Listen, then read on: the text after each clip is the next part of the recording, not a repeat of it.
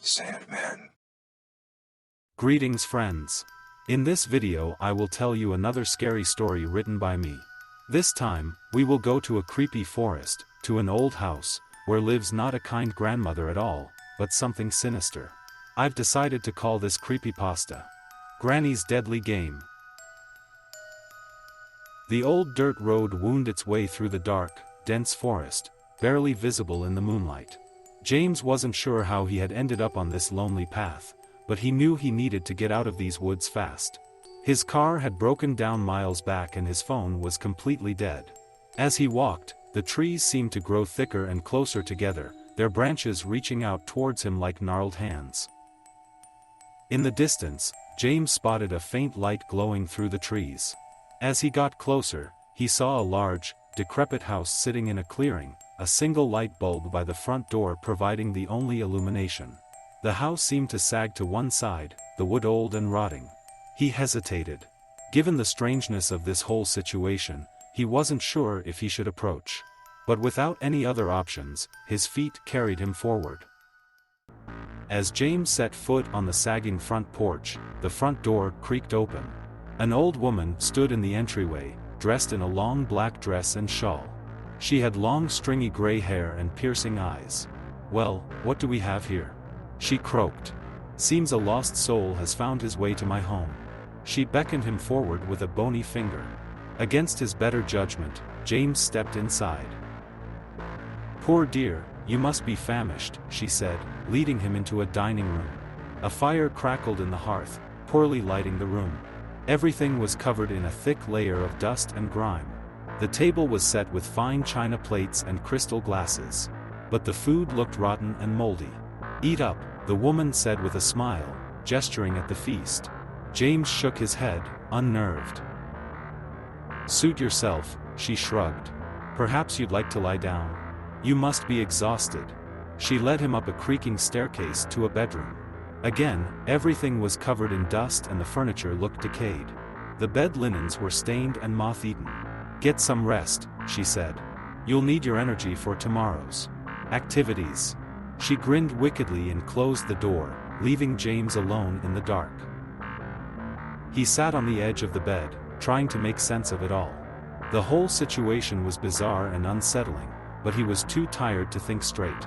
Eventually he lay down on top of the covers, still dressed in his jeans and t-shirt. Just as he was drifting off, he thought he heard thumping and dragging noises from within the house's walls. But sleep soon overtook him. The next morning, James was roused from sleep by the woman flinging open the door. "Rise and shine," she cackled, her wild eyes flashing. Time for the hunt to begin. Before he could react, she jabbed him with a long electric rod. James cried out as searing pain shot through his body. She cackled maniacally, continuing to shock him until he tumbled out of bed. What's going on?" he stammered. "I don't understand." "Foolish child," she sneered. "Don't you see? You're nothing but fresh meat. And this is my own personal hunting ground." She jabbed him with the rod again, laughing cruelly as he howled in agony. "Now run. That's what makes the chase so much more fun." James scrambled to his feet and sprinted into the hall. His heart pounded as the women's screeching laughter echoed from behind. He had to find a way out of this house of horrors. He dashed down a staircase into a vast hallway. James froze. Ahead of him was a long gauntlet of traps, swinging blades, spike pits, snares. The old woman stood at the far end, grinning. "Let the games begin." She threw a lever, activating the traps. James leaped and dodged, gashes and cuts opening on his arms and legs. He scrambled past just as a massive spiked log swung towards his face. Finally reaching the end, he found himself in a vast ballroom. Hanging cages swayed from the ceiling, filled with bleached bones and skulls. The floor was coated with blood. Animal heads were mounted on the walls, their glassy eyes following James as he moved slowly through the room. He kept expecting the woman to leap out from the shadows. James made it to a long hallway, old paintings all along the walls. But as he passed, their figures began shifting. The painted eyes now watched him, the mouths curled into evil grins. Hands reached out from the canvases, clawing at his face as he broke into a run. Bursting through a set of doors, James found himself in a maze-like series of rooms. There seemed to be no exit, just an endless loop of decaying chambers and twisting halls. James was frantically trying doorknobs when floorboards began popping loose behind him. He whirled around. A gnarled hand burst out from beneath the floor, grasping and rotten. Then another punched through. James cried out in horror as an army of living corpses began to pull themselves out from the ground beneath his feet. Their hollow eyes focused on him as they shambled forward, arms outstretched hungrily.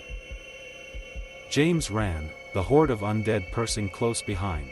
He knocked over shelves and furniture, desperate to slow them, but they barely paused in their unrelenting chase. Finally, ahead James spotted light filtering in through a doorway. He put on a burst of speed, the exit just within his grasp. But suddenly, the old woman leaped out from the shadows, swinging a cleaver. "Leaving so soon?" she cackled.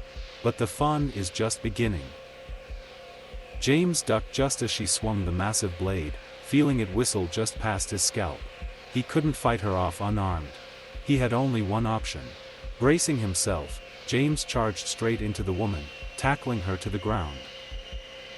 They crashed into the wall, causing it to crack and crumble.